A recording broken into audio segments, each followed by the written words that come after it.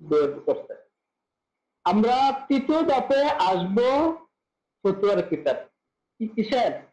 ফতুয়ার কিতাব আরবি। কি? ফতুয়ার কিতাব আরবি। এরপরে আসবে ফেকার কিতাব আরবি। 3-4 নম্বরে 4 নম্বর হচ্ছে ফেকার কিতাব আরবি। আপনারা আমার সহযোগিতা করবেন। আমি তো মানুষ না, আমি তো অনেক সময় ভুল দেয়, আমি তো আমি আপনাদেরকে বুঝতে পারলাম কিনা। মানে তৃতীয় নম্বরে হচ্ছে ফতুয়ার কিতাব, ফতুয়ার কিতাব আরবি। এরপরে পঞ্চম নম্বরে হচ্ছে কি মানে চতুর্থ নম্বর হচ্ছে ফেকার কিতাব আরবি। এরপরের ধাপে হচ্ছে কি ফতুয়ার কিতাব উর্দু। আপনার 5 নম্বরে হচ্ছে ফতুয়ার কিতাব উর্দু, 6 নম্বরে হচ্ছে ফেকার কিতাব উর্দু, 3 নম্বরে হচ্ছে ফতুয়ার কিতাব আরবি। আচ্ছা, এখন ফতুয়া আর ফেকার ভিতরে পার্থক্য কি? ফতুয়া আর ফেকার ভিতরে কোনো পার্থক্য নাই, তবে ওলামায়ে কেরাম একটু পার্থক্য করেন এমনি যে কিতাবের শুরুতে লেখা আছে ফতুয়া, হ্যাঁ, যেমন ফতুয়ায়ে তাতার খানিয়া, কি ফতুয়ায়ে তাতার খানিয়া, এই যে ফতুয়ায়ে তাতার খানিয়া এটা হলো ফতুয়ার কিতাব। আর হলো ফাতহুল কাদির, ফাতহুল কাদির, আল বাহরুর রায়েক, হ্যাঁ, আল ফিকহুল ইসলামিয়া। এরপরে আছে আপনার কি আছে বলেন না, করছে আল মাবসুদ, আল মাবসুদ বাদেসনা আপনি মশলা আর উনকে হাল। হ্যাঁ, এগুলো হলো আপনার ফেকার কিতাব। এগুলো কিসের কিতাব? ফেকার। আর ফতুয়া কিতাব হলো যেমন ফতুয়া কাদার খানিয়া, ফতুয়া শামি, ফতুয়া হিন্দিয়া, ফতুয়া কাজী খান, ফতুয়া বাজদাজিয়া, এমদাদুল ফতুয়া বাজদাজিয়া, হ্যাঁ, এই পর্যন্ত। উর্দুর ক্ষেত্রে হইলো আপনার করছে, যেমন উর্দুর ক্ষেত্রে ফতুয়ার কিতাব হলো এমদাদুল ফতুয়া, আহসানুল ফতুয়া, হ্যাঁ, এরপরে আপনার ফতুয়া উসমানী, ফতুয়া রহিমিয়া, হ্যাঁ, স্বামী তো উর্দু। এইগুলো হলো কি উর্দু, আর স্বামীটা হচ্ছে আরবি। এরপরে আপনার ফেকার কিতাব কি? ফেকার কিতাব হইলে আপনার করছে কি, যেমন আপনার উর্দু আছে আপনি মাসাল আর উনকে হাল, আপনি মাসাল আর উনকে হাল, হ্যাঁ।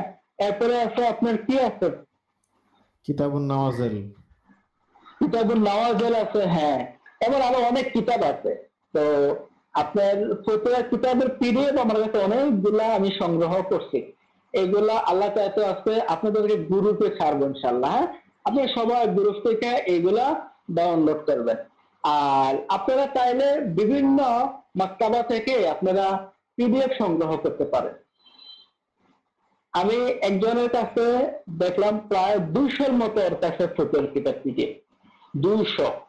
কিন্তু দুর্ভাগ্য আমি ওই সময় স্ট্যান্ডার্ড নিয়ে যাইনি, আমার সাথে সবসময় স্ট্যান্ডার্ড থাকে। তো আমার দুর্ভাগ্য ওই সময়টাতে আমার সাথে মানি দেখতে ছিল না, আমার সাথে স্ট্যান্ডার্ড সব সময় থাকে মানি দেখে। তো আমি যখনই যেখানে কোনো নতুন কিছু পাই সেটা নিয়ে আসি, হ্যাঁ। নাম করতে পারতাম না, মানে একবারে এটা একটা হাদিয়া ছিল, মোটামুটি ভালো। নাম তো লেহালেও নাই, এটা মনে হয় আপনার 64 জিনিস।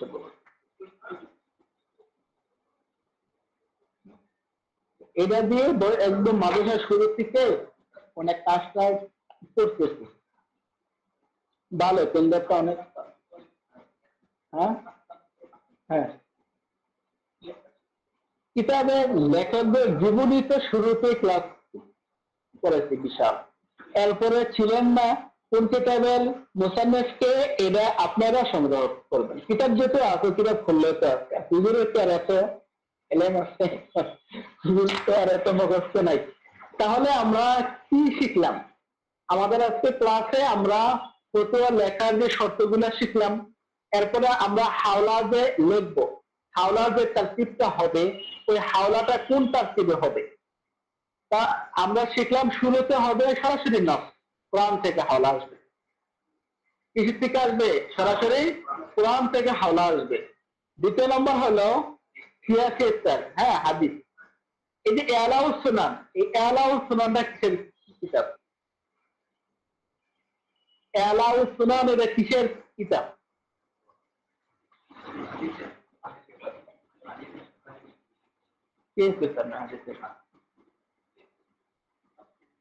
হ্যাঁ, আপনি হাদিসের কিতাব থেকে শুনছেন আগে? এটা যে হাদিসের কিতাব, এটা কি আগে কেউ শুনছেন না আপনি নিজে খুললে দেখছেন? সুনান থেকে আনছেন না? মাশাআল্লাহ, দেখছেন আপনারা জানলাম কেমনে? ঠিক আছে, পাবেন। এলাও সুনান হচ্ছে সিয়াসিতার আপনার সরা কি? এলাও সুনান হচ্ছে সিয়াসিতার সরা। মেশকাতে তো হাদিসের কোনো কি নাই, কি বললাম? মানে মেশকাত শরীফে, মেশকাতটা হচ্ছে হাদিসের মতন কি? হাদিসের মতন কি মিশকাত শরীফ? মিশকাত শরীফ হচ্ছে হাদিসের মতন, কিন্তু কোন সনদ কিসে নাই? মিশকাতে নাই।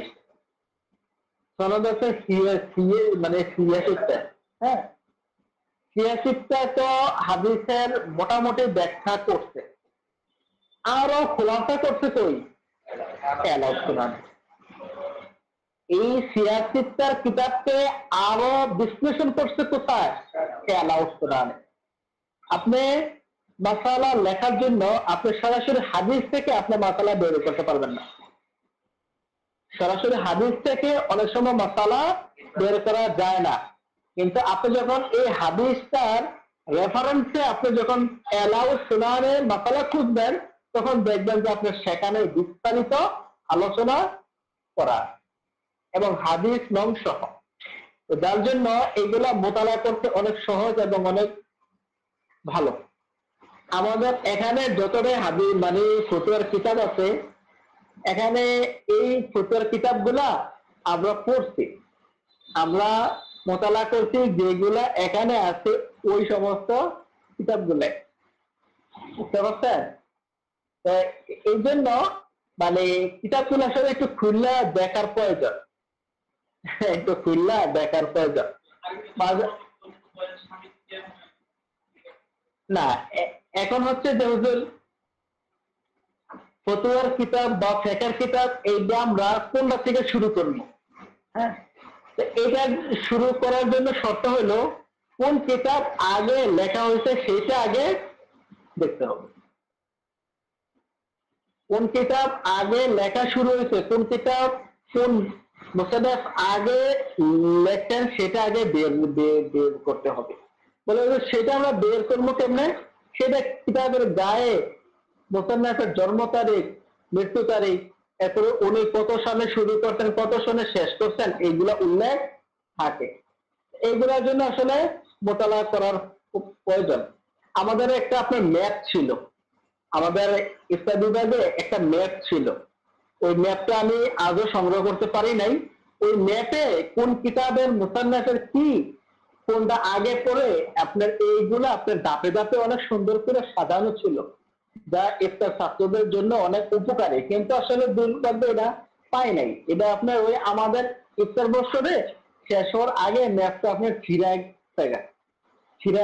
গেছে। এরপরে ছিল আমি এটা ছবি তুললে আনছিলাম, ছবি তুলে রাখছিলাম যে এই ম্যাপটা আবার আমি আমার মতো করে সেটা কাজ করব, কিন্তু দুর্ভাগ্য ফোনটা আমার চুরি হয়ে যায় কি। হ্যাঁ, আমার ওই একদম শুরুতে আমার ইফতার বছরে যে ফোনটা চুরি হয়েছে, ওই ফোনে আমার ইফতার অনেক কিছু ছিল, অনেক কিছু, তাই না? এলএমডি সব খাতা কলমে দেখে সেটা বেড়া পাশে, এরপরে গেছে বেড়া প্রচার করতো, আইএসেরা দেখে যে হ্যাঁ খাতা কলমে যাচ্ছি। আমারও ওই ফোনে মোবাইল নিয়ে আধুনিক যুগ না, এখান ধরে খাতা কলম না, মোবাইলের যুগ। মোবাইল নিয়ে আবারও এলাম। এটার জন্য আপনাদেরকে কষ্ট করে বের করতে হবে। যত গাঁটবেন তত জেহান প্রশস্ত হইব, আপনার মানে তত আনন্দ পাইবেন। ফতুয়ার কিতাবে যত সময় দিবেন, লিখবেন, গাঁটবেন, বিস্তাইবেন, তত বেশি আপনারা আনন্দ পাইবেন। আপনি শুধু হলে একটা টানবেন, আপনি নিজে বুঝে গাইতে করেন একটা, দেখবেন এর পরের টানবেন যখন আপনি হুজুরার সিগনেচার পাইয়া যাবেন, হুজুরা যখন স্বাক্ষর দিয়ে দেবে আল জওয়াবু সহিহ, হ্যাঁ মুফতি শহীদুল্লাহ বিন বকি তিল মাদ্রাসার পড়ে গেছে, তখন আপনার ভিতরে একটা আনন্দ থাকবে, বুঝছেন? এরপরে আবার যখন আপনি কিতাব খুললে, আপনি যখন আবার পাইতেছেন, বুঝতেছেন, আরে আমরা তো আসলে এটা তো পড়ছি, লিখতেছেন, এই যে আপনি যত লিখবেন আপনার ফতুয়ার লেখার প্রতি, মোতালা করার প্রতি আপনার তত বেশি আগ্রহ যত টিপেন তত কিন্তু আগ্রহ বাড়তে আছে, বলে না? কিন্তু আপনি ঠিক কিতাবের পিছনে সময় দেন। মাদ্রাসায় যারা আবাসিক থাকেন, আপনারা পাশের রুমে থাকেন, এখানে কি সুন্দর করে টেবিল নিয়ে খানকা বানালাম, আপনাদেরকে ডিস্টার্ব করার মতো কেউ নাই, বা সুন্দর করে সেরা কিতাব নিয়ে সেটা পড়েন, মোতালা করেন। আপনি যদি মোতালা করলে সময় কাটবে, আপনি যদি ঘুমায় মোবাইল টিপে যদি আপনি সময় পার করেন, সময় কাটবে, আপনাদের জন্য কেউ জন্য সময় বসে থাকবে না। তো অতএব সময়কে কাজে লাগান। এই যে ভর্তি হয়েছেন বেশি দিন হয় নাই, আজকে আপনারা কুরবানি পরীক্ষা শেষ, মানে কুরবানি প্রায় 1 মাস শেষ, ঠিক না? আজকে আপনাদেরকে তামদিনের নিয়ম কানুন গুলা কিছু বলে দেওয়া হলো, আর এখানে কিছু কপি আছে, আপনারা দেখেন আগের বাইরা কিভাবে লিখছে, এগুলো এক একটা টেবিলে এক একটা কপি দেন, আপনারা যা কিছু দেখলে হবে যে হয় এটা এইভাবে লিখতে, আমরা এইভাবে লিখবো। তো এই আর সবচেয়ে বড় বিষয় হচ্ছে আপনাদের অর্ধবার্ষিকী পরীক্ষা। আপনাদের অর্ধবার্ষিকী পরীক্ষা হাতের নাগালে। আপনাদের অর্ধবার্ষিকী শোনেন, আপনাদের অর্ধবার্ষিকী পরীক্ষা অক্টোবরের 10 তারিখ অনুষ্ঠিত হবে ইনশাআল্লাহ। তবে অক্টোবরের 10 তারিখ রোজ শুক্রবার সকাল 7টা থেকে পরীক্ষা শুরু। কটা থেকে পরীক্ষা শুরু? সকাল 7টা থেকে পরীক্ষা শুরু, বুঝছেন? 7টা, 8টা, 9টা, 10টা, 11টা, 12টা, 6 ঘন্টা না, এই 6 ঘন্টা আপনাদের টানা পরীক্ষা হবে। এক এক সাবজেক্ট আপনাদের 2 ঘন্টা করে পরীক্ষা হবে। 120 মিনিট এক এক সাবজেক্টের উপরে পরীক্ষা হবে। 12টা পরীক্ষা শেষ হবে। অতএব আপনারা পরীক্ষার জন্য ভালোভাবে পড়েন। আপনাদের দোয়া, আল্লাহ চাইতো আমার এই মাসে 16 তারিখে আমার উমরা ফ্লাইট, আমি যদি 16 তারিখে চলে যাই তার মানে এই মাস শেষ, ঠিক না? আপনাদের ক্লাস তো এখন শুক্র শনি 2 দিন, কয়দিন? শুক্র শনি, জানেন না এটা? হ্যাঁ, তো আপনাদের শুক্র শনি 2 দিন ক্লাস। হ্যাঁ, তো শুক্র শনি 2 দিন ক্লাস। এখন যেমন আগামীকাল তো আপনাদের ক্লাস আছে, আগামীকালকে রাত্রে 9টা থেকে নিয়ে 10:30টা পর্যন্ত এক এক ওস্তাদের 30 মিনিট করে ক্লাস, আর এই ক্লাসটা হবে সম্পূর্ণ অনলাইন। সম্পূর্ণ কি অনলাইন। আপনারা যেখানে থাকেন না কেন আপনারা সুন্দরভাবে ক্লাস করবেন। ক্লাসটা এক হলো ব্যাকআপ ক্লাস, আবার হচ্ছে সামনে সবক হবে। যেমন আমরা এই সপ্তাহে যা আলোচনা করা হয়েছে এটা আগামীকালকেও আপনার কিছু সময় আলোচনা করা হবে। খোলাসাটা আলোচনা করার পরে আমরা আবার সামনের দিকে একটু আগাবো। এরপরে আগামী শুক্রবারে আবার শনিবারের যে অংশটা আমাদের মানে নতুন ছিল ওইটা আবার শুক্রবারে আপনার খোলাসাটা আলোচনা করার পরে এরপরে আবার আমরা সামনের দিকে আগাবো। তো অতএব প্রত্যেকটা ক্লাস গুরুত্ব সহকারে ক্লাসগুলা করা চাই, মনে থাকবে ইনশাআল্লাহ। হ্যাঁ, কোনোভাবে যেন কোনো ইয়া না হয়। তো আপনাদের পরীক্ষা হচ্ছে অক্টোবরের 10 তারিখ। বেতনগুলো পরিশোধ করেন শুধু খালি আমরা বলবো। অক্টোবরে আপনারা পরীক্ষা ফি দেওয়ার সময় অবশ্যই অক্টোবরের মাসের বেতন সহ পরিশোধ করে বকেয়া এবং অক্টোবরের বেতন পরিশোধ করে পরীক্ষার ফি দিয়ে পরীক্ষায় অংশগ্রহণ করুন। মনে থাকবে নি, পরীক্ষার ফি মাত্র 600 টাকা। কত টাকা? পরীক্ষার ফি 600 টাকা।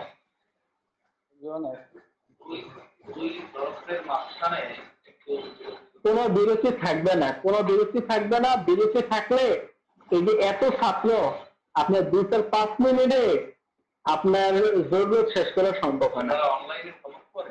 সব পাবলিশার চলে আসবে।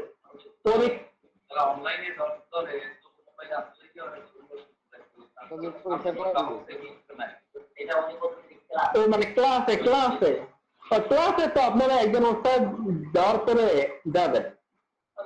হ্যাঁ, আপনারা বিশেষ করে আপনাদের হয় এটা সুন্দর একটা ইয়া, আপনারা আমার ক্লাস এবং আমাদের রাকিব সাহেবের ক্লাস আমি গত সপ্তাহে নেই নাকি আগের সপ্তাহে যে এক ছাত্রের লেগে তো অনেকক্ষণ অপেক্ষা করলাম। আপনারা আমাদের রাকিব সাহেবের ক্লাসের পরে আমার ক্লাসের আগে এই সময়টাতে আপনারা 5-6 মিনিট জরুরত থাকলে আপনারা জরুরত শেষ করে আসবেন, সমস্যা নেই। আমি ক্লাসে কেন আমরা মানে একের পর এক চলে আসি, কারণ অনলাইনে যারা ক্লাস করে তারা খুব ব্যস্ত। তারা যদি 2 মিনিট যদি কোনো উস্তাদ মানে আপনার ইয়া না থাকে, এই যে মেসেজ করা শুরু হয়ে যায়, আবার অনেকে আছে আপনার গ্রুপ থেকে বের হয়ে যায়। এই জন্য আমরা একের পরে এক আমরা অনলাইনে মানে যুক্ত হয়ে যাই। না হয় আপনার 3 ঘন্টার ক্লাস অবশ্যই মাঝে 10-15 মিনিট একটু বিরতির প্রয়োজন। তো এটা কাজ করবেন আপনারা। আগামী সপ্তাহ থেকে আমার এবং আমাদের রাকিব সাহেবের ক্লাসের মাঝে এটা আপনারা 10 মিনিট প্রয়োজনে ইয়া করবেন। এটা ফাঁকা রাখতে হয় না, ভুল এটা ফ্রেশ কপি না। হ্যাঁ, ফ্রেশ কপির ক্ষেত্রে ফাঁকা থাকবে। আপনারা ফ্রেশ কপি আর হলো রাফ কপি এই জিনিসটা বুঝেন। এই শোনেন, ফ্রেশ কপি আর রাফ কপি আমাদের শর্ত সাপেক্ষে এরপরেও অনেক তামরিন আছে হয় নাই, কিন্তু আমরা ফিল্টার দিয়ে দিতে হয়তো বা সময় স্বল্পতার জন্য। বিষয়টা বুঝতে পারছেন? আর যখন একটা তামরিন আপনার ওই এমন হয় যখন আপনার একটা তামরিন 70% হয়ে যায়, হাওলা এবং তার মশলার সাথে 70% হয়ে যায়, তখন অনেক সময় আমরা সিম দিয়ে দিই, ফাইন দিয়ে দিই। হ্যাঁ, এটা সমালোচনার কোনো কিছু না। অনেকের সামনে তামরিন তো না, দেখবেন যে আপনার 70% বা 80% ঠিক আছে, কিন্তু 20% বা 30% ভুল। তো 30% বা আপনার